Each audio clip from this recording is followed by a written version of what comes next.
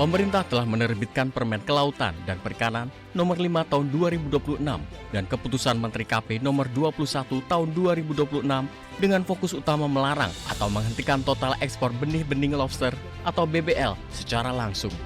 Hadirnya regulasi tersebut mewajibkan seluruh hasil tangkapan BBL dialihkan untuk penguatan budidaya di dalam negeri. Barulah lobster dewasa hasil budidaya boleh diekspor dengan berat minimal 50 gram per ekor. Sementara itu, masyarakat krustase Indonesia mencatat, kontribusi budidaya terhadap produk lobster nasional masih sangat rendah, hanya 3-5%. Permen KP nomor 5 tahun 2026 diterbitkan sebagai perubahan atas Permen KP nomor 7 tahun 2024, di mana pemerintah sempat membuka ruang kerjasama pembudidayaan BBL di luar wilayah Indonesia. Namun, berdasarkan evaluasi pemerintah, model budidaya di luar negeri tidak memberikan hasil yang optimal bagi ekonomi nasional. Indonesia kehilangan potensi devisa yang jauh lebih besar, dan negara kompetitor justru diuntungkan. Kebijakan baru soal lobster diambil pemerintah sebagai bentuk hilirisasi industri lobster di dalam negeri. Nelayan dan para pemangku kepentingan di industri lobster diarahkan untuk membangun infrastruktur budidaya, teknologi pembesaran, dan memperkuat ekosistem komoditas lobster di Indonesia yang diharapkan mampu menjaga keseimbangan populasi lobster agar tidak punah akibat eksploitasi benih secara masif.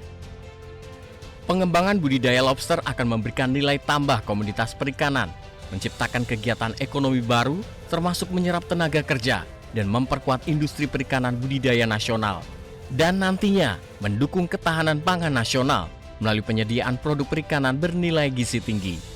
Meski begitu, kebijakan budidaya dan ekspor lobster jangan hanya berorientasi pada kepentingan pelaku usaha besar, tapi mengutamakan kepentingan dan kesejahteraan nelayan kecil. Nilai tambah dari komoditas lobster harus dinikmati dari hulu, yaitu pemasok, sampai ke hilir, yaitu pelaku usaha. Budidaya lobster ini menjadi potensi ekonomi yang sangat potensial ya. Dan selain tadi ketahanan, kita bicara tentang ketahanan pangan, kita juga menyoroti bagaimana proses dari bening lobster ditangkap sehingga menjadi proses lobster yang langsung bisa disantap. Paling kita bagaimana bisa mendorong kesejahteraan nelayan yang sebagai penangkap. Replikasi percontohan atau modeling budidaya lobster secara nasional perlu diperbanyak. Pemerintah diminta mempertimbangkan alokasi khusus untuk mereplikasi program budidaya lobster ke daerah-daerah yang kaya potensi benih lobster. Di sisi lain, tata kelola perlu dilakukan secara komprehensif, termasuk penguatan hilirisasi budidaya lobster. Hal ini untuk mencegah kerugian negara dan meningkatkan pendapatan nelayan. Selama ini, negara kehilangan potensi ekonomi dari lobster dalam jumlah besar karena maraknya penyelundupan BBL ke luar negeri. Komisi 4 DPR RI melalui Panja BBL akan membedah akar persoalan tata kelola lobster di dalam negeri agar bisa merumuskan regulasi yang tepat sasaran.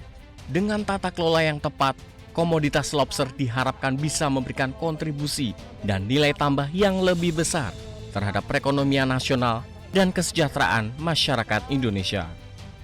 Modeling budidaya lobster ini yang sebenarnya menarik sekali ya, karena apa? Ini bisa kita replikasi untuk kepentingan kebangkitan ekonomi pesisir, salah satunya dari budidaya. Kita replikasi ke wilayah-wilayah yang potensi bening lobsternya luar biasa, 460 juta benur yang kalau dibiarkan di alam ya, survival rate-nya atau SR-nya hanya 1%. Ini sangat sayang sekali. Sehingga kita akan dorong budidaya berbasis ekonomi masyarakat pesisir. Nah, kenapa tidak? Jadi investornya suruh datang ke daerah-daerah yang pas untuk budidaya lobster, membesarkan BBL. Kita punya BBL-nya, budidayakan di negara kita. Kita selesaikan dengan aturan yang bijak. Rakyat senang, nelayan senang, para pembudidaya, para investor juga senang.